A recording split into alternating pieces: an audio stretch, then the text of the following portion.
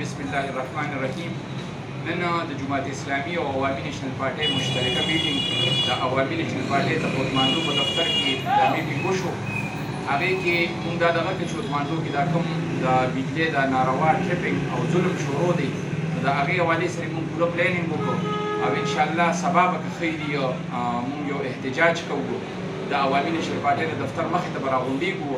او زمونږ د خپلو چارواکو نه چې که هغه ضلعي انتظامیه ده که هغه د وابدا انتظامیه ده، هغوی ته هم دا درخواست دی چې د اوتمانزو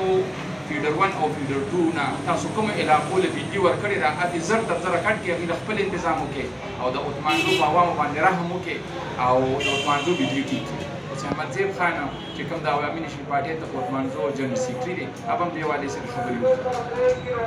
بسم الله الرحمن الرحیم.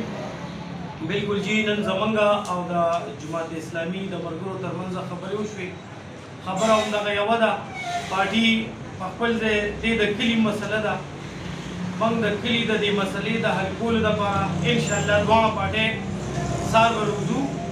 8 بجې. د اوس نه ټولو ته دا میسج کوو، ټول د اوتمانزو خلکو ته وایو، ټول د پارټو خلکو ته وایو او څومره چې اداري دي دا په دې خبره یو چې موږ باقي تنګ یو، د اوتمانزو عوام تنګ دي،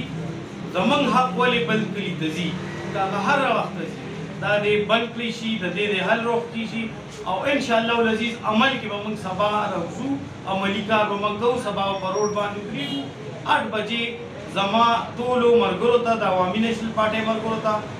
او د اوتمانزو ټولو ملګرو ته، زموږ چې دا کم ملګري موږ سره ناست دي څنګه چې د جماعت اسلامي ملګري خپلو ملګرو ته ووایي، داسې موږ هم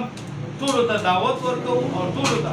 دا وینا کوو چې دا ستاسو یو خپل حق دی او ستاسو د حق لپاره موږ روځو. ټولو ته دا خواست دی چې انشاءالله سهار 8 بجې د عوامي نېشنل پارټۍ دفتر مخې ته روځي او دا احتجاج کې شرکت وکړي. مهرباني.